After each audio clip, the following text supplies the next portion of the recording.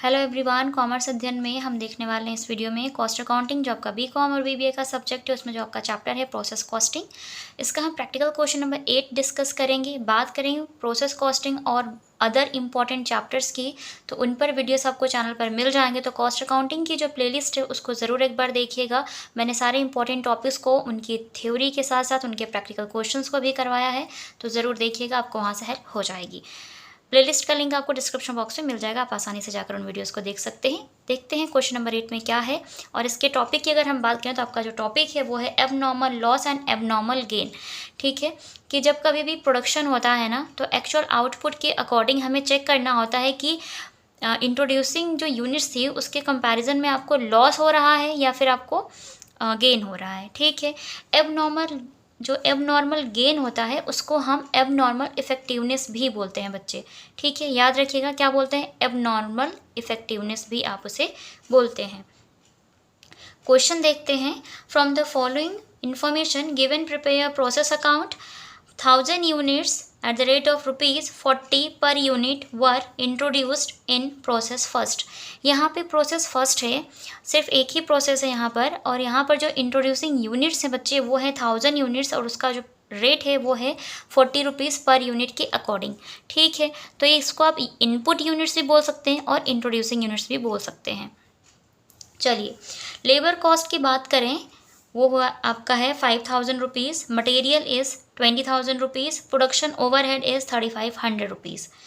The normal process loss has been estimated at the rate of 10% of the input.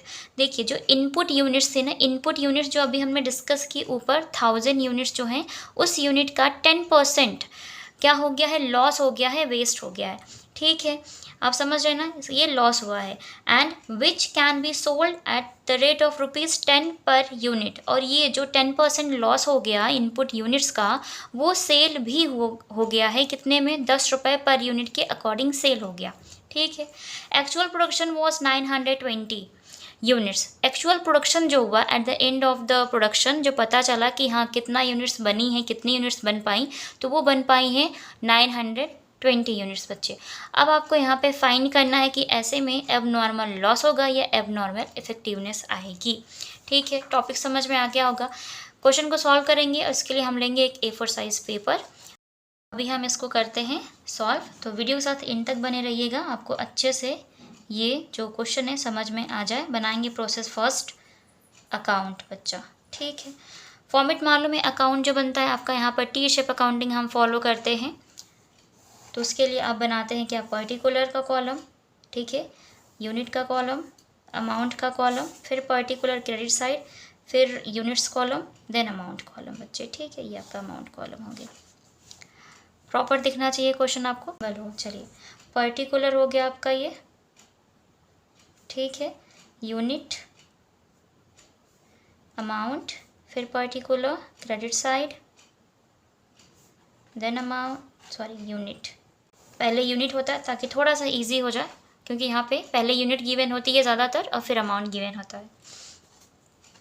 अगर हम बात करें बच्चा टू इनपुट यूनिट्स या इनपुट मटेरियल की, ठीक है ना, इनपुट मटेरियल की बच्चे, तो इनपुट मटेरियल गिवन है 1000 यूनिट्स का ₹40 के according. So 1000 units multiply by ₹40 आप करते हैं बच्चा, तो यहाँ पर यूनिट्स दिखा दीजिए और यहाँ पे अमाउंट दिखा दीजिए 40,000।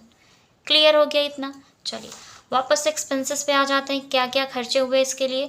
लेबर कॉस्ट की बात करें तो 5000 है, टू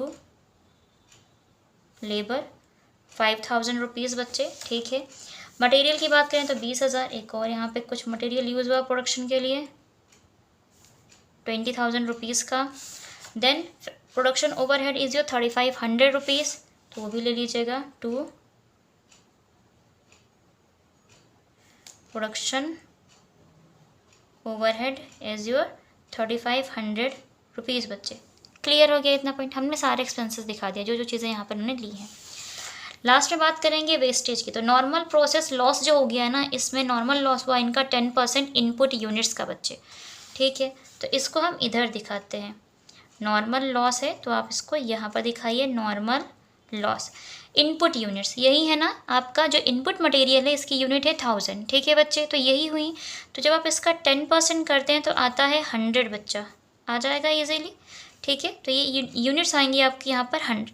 अब ये जो यूनिट्स आ गई हैं आपके बच्चा 100, ये यूनिट्स सोल्ड हुई हैं eight the rate of ₹10 per unit, है ना, 10 रुपये के अकॉर्डिंग। तो जब आप इसको 10 से मल्टीप्लाई कर देते हैं तो कितना आ जाता है आपका बच्चे, आ जाएगा आपका 1000 रुपीज़, है ना। तो इसको यहाँ बाहर दिखा देंगे 1000 रुपीज़ बच्चे। क्लियर हुआ इतना पॉइंट।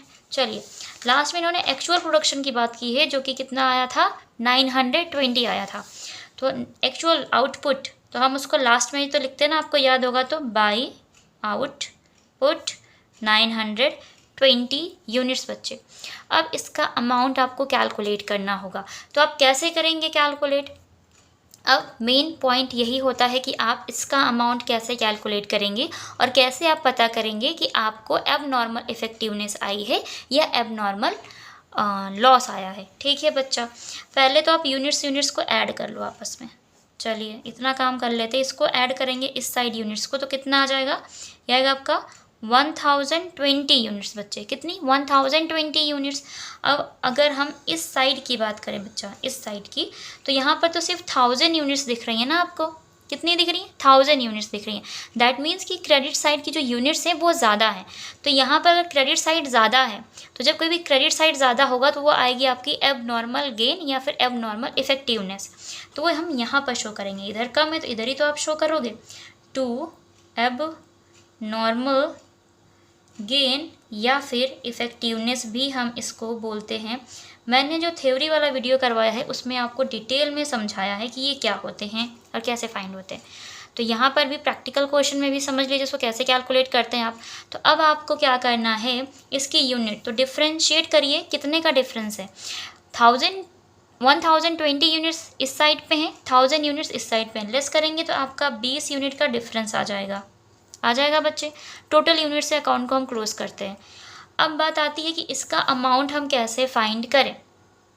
उसके लिए आपको चाहिए होगा पर यूनिट कॉस्ट, कि पर यूनिट कॉस्ट कितनी होगी। तो कैसे कैलकुलेट करेंगे, आप पहले इस अमाउंट को ऐड कर लीजिए, जो चीज़ें आप शो कर चुके हैं ऐड करिए, उसमें से इस वाले अमाउंट को लेस करिए। ठीक है, समझ गए। देन यूनिट में से यूनिट को लेस करना था, वो हम कर चुके हैं। ठीक, मीन्स जो ये वाला है ना आपकी, तो ये तो इससे था ना, इंट्रोड्यूसिंग यूनिट से रिलेटेड है, तो हम इसमें से क्या करेंगे, इसको माइनस करेंगे, क्योंकि ये तो हमने लास्ट में निकाली ना बच्चे, ये हमने लास्ट में निकाली है। अभी तक अगर हम देखें पहले से, अगर हम बात करें तो हमारे पास इतनी ही तो इन्फॉर्मेशन थी। मैंने तो ये पहले आपको निकाल कर बता दिया बच्चा, ये आएगा, आपके पास इन्फॉर्मेशन सिर्फ इतनी है। तो चलिए हम बैलेंस यूनिट्स और बैलेंस अमाउंट निकाल लेते हैं। कैसे, 1000 यूनिट्स में से हम क्या कर दें, वो जो आपका नॉर्मल लॉस हो गया था ना 100 यूनिट्स का, लेस करेंगे तो यहाँ पे बच जाएगी आपके पास 900 यूनिट बच्चा आ जाएगी। अमाउंट का बैलेंस कैसे करेंगे, पहले टोटल कर लीजिए, 40,000 ये है, 20,000 ये हो गया, 40 20 60,000, 60,000 65,000, 65 और 3 68,500, मीन्स 68,500 टोटल अमाउंट आ रहा है। 60, आप एक बार कैलकुलेशन ज़रूर कर लीजिएगा। ठीक है बच्चे, तो इधर का अगर टोटल की हम बात करें तो इधर का जो टोटल आएगा वो आएगा आपका 68,500 रुपीज़। इसमें से ये जो नॉर्मल लॉस जो हुआ था यूनिट, वो सोल्ड हो गया है कितने में, 1000 रुपीज़ में बच्चे। आपको इससे मतलब नहीं है अभी, ठीक है, इतनी ही इन्फॉर्मेशन क्वेश्चन में गिवन थी, तो आपको सिर्फ वही इन्फॉर्मेशन लेनी है और बैलेंस फाइंड कर लेना है, balance of units and balance of amount. Okay, find कर लिया 1000, जब आप इस 1000 रुपीज़ अब इसमें से आपको माइनस करना है, तो अब अमाउंट का बैलेंस कितना हो जाएगा बच्चे, देखें तो हम 67,500 अमाउंट का बैलेंस आ जाएगा। यस और नो, आ जाएगा ना, है ना बच्चे, आ जाएगा। अब आप अगर यहाँ पर करते हैं इस अमाउंट को इन यूनिट से डिवाइड, तो जो आएगा वो आएगी आपकी क्या, कॉस्ट पर यूनिट बच्चे। ठीक है, क्या आ जाएगा, कॉस्ट पर यूनिट। कैसे आएगा, 67,500 डिवाइड बाई 900 यूनिट्स बच्चा। ठीक है, तो इतना जब आप कैलकुलेशन कर लेते हैं बच्चे, तो आपके पास जो अमाउंट आता है ना, मीन्स कैलकुलेशन करने के बाद जो आएगा वो आएगा 75 rupees. This is your cost per unit. ठीक है, क्या हो गया, कॉस्ट पर यूनिट। अब 75 रुपीज़ के अकॉर्डिंग इन आउटपुट का और इस एबनॉर्मल इफेक्टिवनेस का अमाउंट फाइंड कर लीजिए। क्या करेंगे आप, 920 को 75 से मल्टीप्लाई कर लीजिए और इस 20 यूनिट को 75 रुपीज़ से मल्टीप्लाई कर दीजिए। तो इनका तो आ जाएगा 1500, है ना, ये आ जाएगा आपका 1500। इनका कितना आएगा बच्चे, आप मुझे मल्टीप्लाई करके बताइएगा कितना आएगा। तो इनका आ जाएगा आपका 69,000। कितना, 69,000। आप एक बार कर ज़रूर लीजिएगा, मुझसे मिस्टेक हो सकती है, टीचर ज़रूरी नहीं कि हमेशा सही हो। फ़िलहाल मेरी कोशिश यही रहती है कि आपको सही तरीके से सही आंसर बताऊं मैं, ठीक है। चलिए 69,000 आ जाएगा। अब अगर हम बात करें बच्चा टोटल की, अमाउंट की, टोटल की, तो देखिए 69,000 ये हो गया, पहले से 1,000 था, तो जब आप ऐड करेंगे तो इधर का अमाउंट आएगा 70,000। तो हम अकाउंट को क्लोज करेंगे 70,000 से। इस साइड देखिए, आपने जब पहले टोटल किया था ना तो इतना आ रहा था ना 68,500, यहाँ तक कर लिया था। इसमें 1500 आप और ऐड कर दीजिए तो हो जाएगा ना 70,000 सिंपली। बस इस क्वेश्चन में सिर्फ और सिर्फ आपको इतना ही कैलकुलेशन करना था। अब आपका आंसर आ गया होगा, यकीन करती हूँ मैं, ठीक है बच्चा। क्या करना है, पूरा अकाउंट बना लीजिए, जो भी इन्फॉर्मेशन गिवन है उसके अकॉर्डिंग, देन आउटपुट शो करेंगे आप। जब आप आउटपुट शो करेंगे तो टोटल कर लेंगे तो आपको पता चलेगा किस साइड ज़्यादा है किस साइड कम है। जिस साइड ज़्यादा होगा उस पर डिपेंड करेगा कि लॉस आएगा या गेन आएगा। क्रेडिट साइड ज़्यादा है तो इस साइड पे एबनॉर्मल गेन या इफेक्टिवनेस आएगी, और अगर ये वाली साइड यूनिट्स की ज़्यादा है तो एबनॉर्मल लॉस आएगा, ठीक है बच्चा, एबनॉर्मल लॉस आएगा इधर। तो वो आपको यहाँ पर शो करना है। और अमाउंट के लिए मैंने बता ही दिया कैसे कैलकुलेशन करेंगे आप। तो जितना मालूम है उसमें उसको ऐड कर लीजिए, फिर माइनस कर दीजिए, बैलेंस ऑफ यूनिट्स और बैलेंस ऑफ अमाउंट जान लीजिए, डिवाइड करेंगे तो कॉस्ट पर यूनिट आ जाएगी। देन कॉस्ट पर यूनिट को आपको क्या करना होता है बच्चे, यहाँ पर मल्टीप्लाई कर देना यूनिट से, तो आपका आंसर आ जाएगा प्रॉपर। पूरा क्वेश्चन एक बार देख लीजिए, स्क्रीनशॉट ले लीजिए, आपको नोट डाउन करना आप नोट कर सकते हैं। यकीन करती हूँ इस वीडियो के थ्रू आपको एक क्वेश्चन समझ में आ गया होगा, और अगर मैं आपको अच्छे से समझा पाई हूँ, वीडियो अच्छी लगी हो, लाइक ज़रूर करें। साथ ही साथ आप हमारे चैनल पर नए विजिटर हैं तो चैनल को सब्सक्राइब कर लें और बेल आइकन को प्रेस कर लें ताकि आने वाली वीडियोज़ की नोटिफिकेशन मिलती रहे। टेलीग्राम चैनल ज्वाइन कर सकते हैं, वहाँ पे कुछ इंपॉर्टेंट पीडीएफ आपको मिल जाती है जिस भी टॉपिक पर आपको चाहिए होगी। इंस्टाग्राम पेज पर भी आप मुझे फॉलो कर सकते हैं, वहाँ आप डायरेक्ट मैसेज कर सकते हैं, अपने क्वेश्चंस को शेयर कर सकते हैं मेरे साथ। पूरी कोशिश होती है कि मैं ज़्यादा से ज़्यादा बच्चों के क्वेश्चंस को लूँ, देखूँ, सॉल्व करूँ और अपलोड करूँ वीडियो। ओके, सबके नहीं हो पाते हैं बट कोशिश यही रहती है। तो आज की वीडियो में इतना ही, मिलते हैं नेक्स्ट वीडियो में। तब तक के लिए take care and thank you so much for watching this video.